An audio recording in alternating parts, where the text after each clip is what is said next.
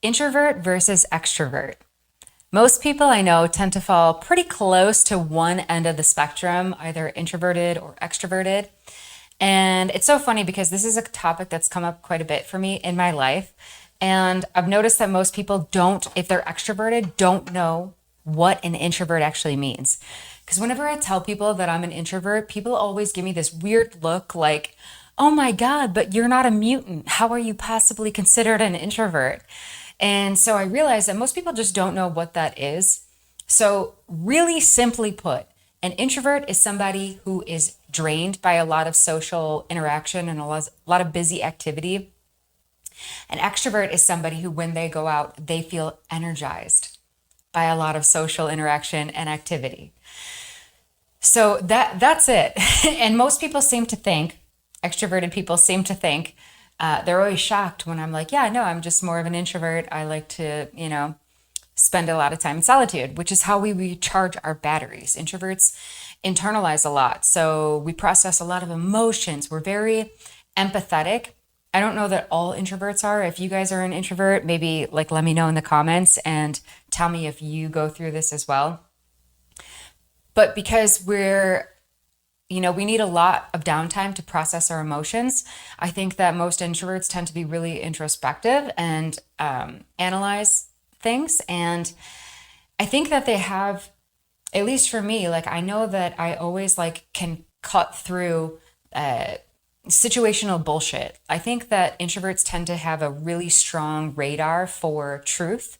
And so we're always kind of like penetrating through the social facades that most people have. Most people wear some sort of social mask when they're out. And introverts are bombarded by a lot of energy, and this can tend to weigh us down. So then we need to go away quietly and decompress and process everything that all the information we've just, had like thrown at us. So extroverts, I've noticed, they don't need that process time. They tend to let things roll off their shoulders. They tend to not be as over analytical as introverts are. They tend to be, you know, live more on the surface. They tend to take things, more with a grain of salt. Like my introvert friends are really, really sensitive to people's emotions, where I know a lot of extroverts that are like, no, I didn't even think anything of that comment that person made. It didn't even cross my mind. I never once thought about it again. And I'm like, I've been thinking about that for like a week. Like that was, something that was compelling to me. So it required further analysis. You didn't think about that? And they're like, no, no, just quickly moved on with my life and carried on and never thought about that thing again. So in a way, I'm always like, and extroverts too, please comment whatever you guys are, and comment your thoughts and experiences. Because obviously I know what it's like to live inside my brain and my psyche, but I don't know if this is true for everybody. But yeah, my extrovert friends are like, they can quickly move through different social situations. Like they don't even think twice about something, like where an introvert or somebody who's more sensitive to emotions or energy. And I definitely think those things are correlated. I think that almost all the introverts I know are deeply sensitive people, very empathic and very analytical. And when I talk to my extrovert friends, they don't share this experience. They tend to be able to just go out and interact, and it doesn't really like resonate any further than, just a quick basic surface level encounter. And I always think like, wow, that must be so peaceful to live in your brain. So also a question for the extroverts out there, because I have many extrovert friends. They're actually the best people for introverts to go out with, because they can kind of be like your social beard, and you can just hang out and quietly, observe and take in all the splendor of your surroundings and people watch. And like I'll be sipping tequila quietly in the corner when I'm out with my extrovert friends, because like I know that they have that shit covered. Like they're going to be engaging with all the people who come up to our group, or they're going to be, making new friends. And I can kind of like from the back really just gauge when and where I would like to interject, which is wonderfully freeing for an introvert. We love not having to always like emotionally tap dance to keep the party going. Not that we can't. There's a difference. So many people think that introverts are shy, and like I have a career where I'm very public, every single day I'm performing. I'm an entertainer. So I am going out, like I do have a big personality. When I'm out in public or I'm performing, you'll see me on a stage, like ta-da, I tell jokes, I'm the life of the party because that's my job. So it's not that we're shy or that we're, socially inept and we're weirdos where we can't communicate with people. I'm not shy. I'm not shy at all. I can be very social when I want to, but the thing is like my discernment. Introverts have that discernment where we pick and choose interactions and social conversations that are going to uplift us. And that's really important. That's the key, I think, when you're younger, when you're still learning so much about the world and about people and personalities and different archetypes. And as you get older, that's something that, like, especially if you're an analytical person, like, you're able to spot certain social archetypes like that. Like, on an instant, I can quickly read the room, and tell you what social archetype each person has. Because when you spend enough time observing and people watching, like I have, like even before I was a musician, I was a bartender, which is actually one of the best jobs an introvert can have because you can be social with them when you choose to be, and then you can also walk away whenever you need to be, and they can't get to you. There's that barrier there, which is so wonderful. So pretty much everything I know about the world and how I learned how to interact with people, I learned in the service industry, which was an amazing time. I really think that everybody should have to serve at least once in their life. You learn so much about yourself, about your character, about other people's character. You can learn how to interact with every single walk of life. It's amazing.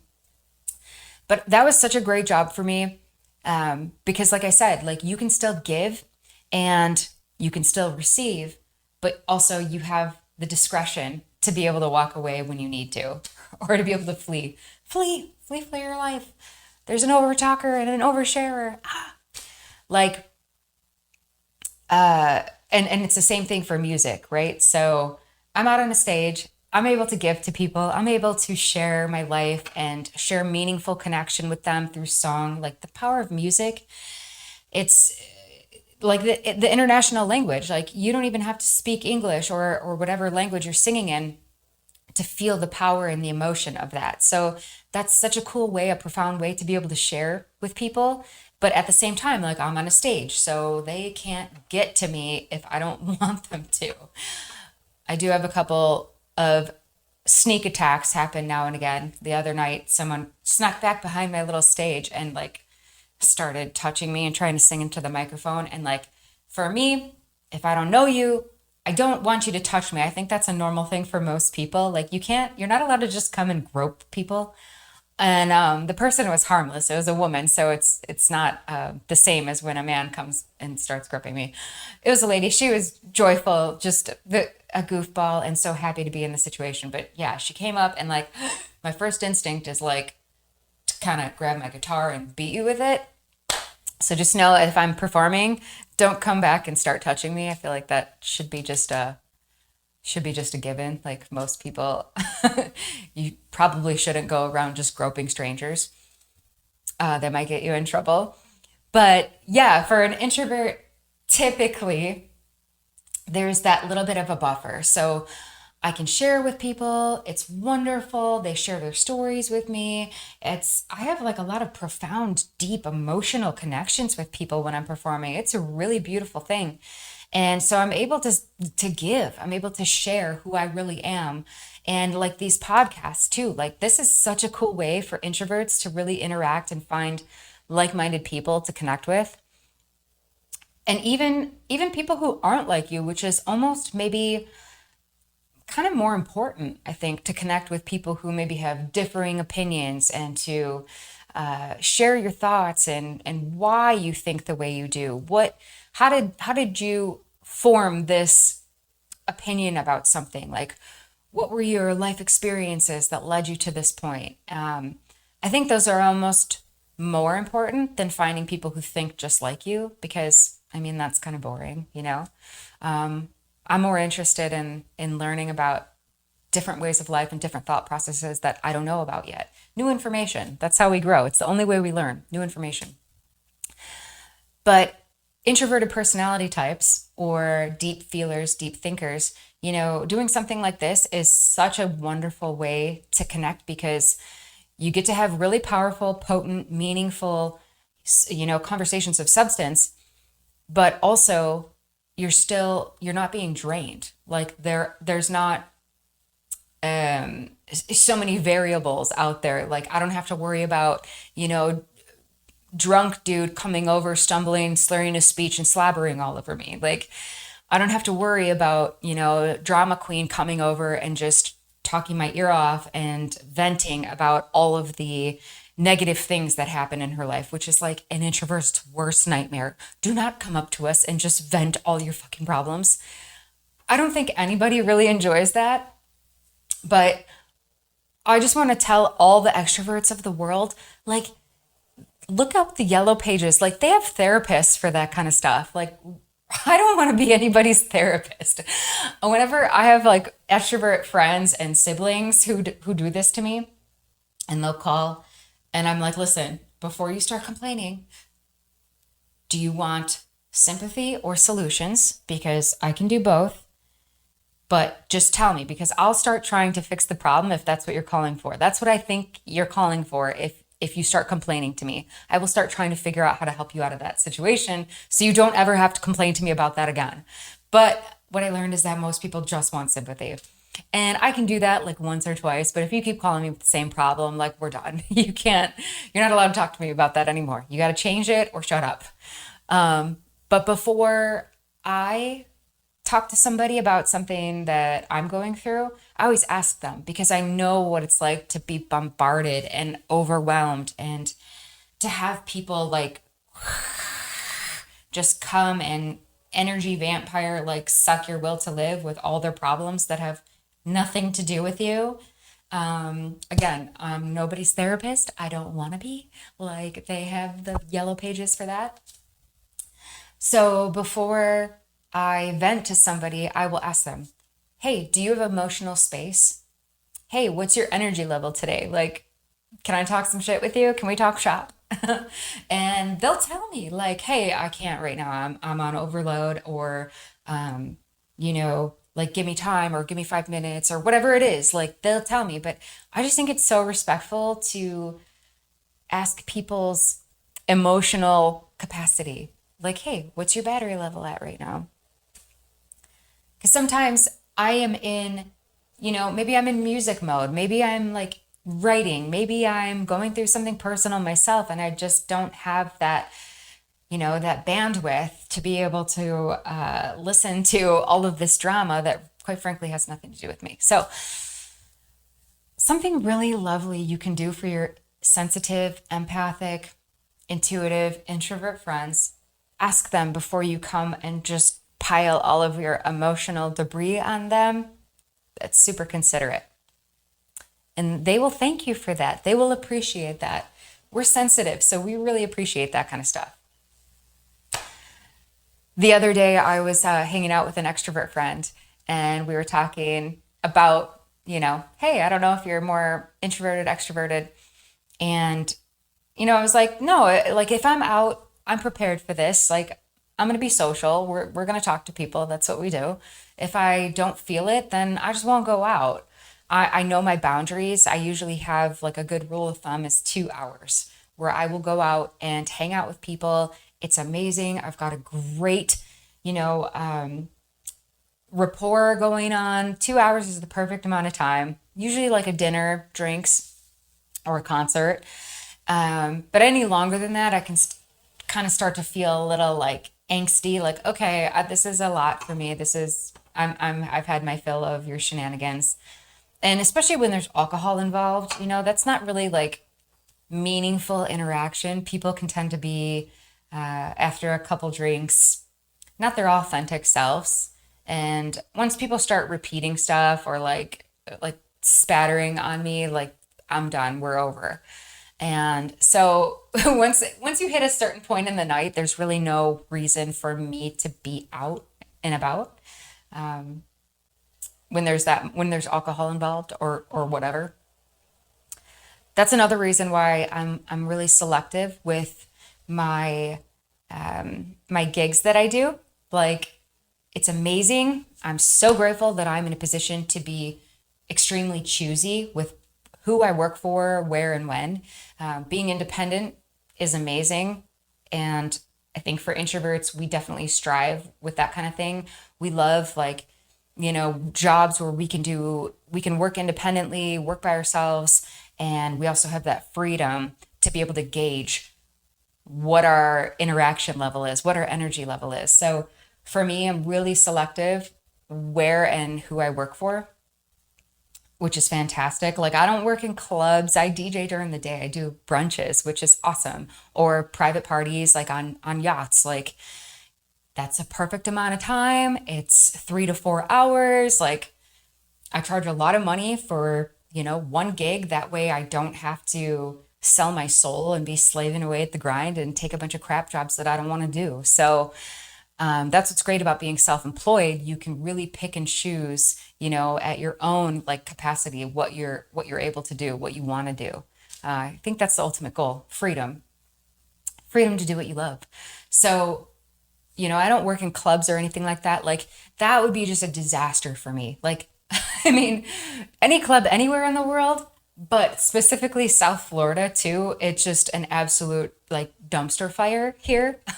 And the clubs, my gosh, like I don't even want to dig into what kind of creatures would be lurking around in the shadows there. That would just gross me out. So yeah, so that's what's cool, is like you get to design your own life. Once you know what your boundaries are, what your limitations are, then you can start planning a life, figuring out what that looks like. Well, I know that I tap out after, other people start getting wasted and like groping each other and throwing up everywhere. So I don't do stuff like that. I'm not out at that hour. That saves me a lot of emotional space. I'll tell you that, you know, um, and a lot of more extroverted people too. So maybe this is true for all extroverts, maybe not. I don't know. But one of my good extrovert friends, a couple of my extrovert friends, very talkative, very chatty, of course, because that's how they fill up their energy reservoir. So super chatty. And a lot of times I'll just look at them and I'm like, do you know that I'm not interested in this? Like, I have no idea what you're talking about. And they're like, yeah, I know, I don't care. I really like hearing myself talk. So I'm going to talk about this.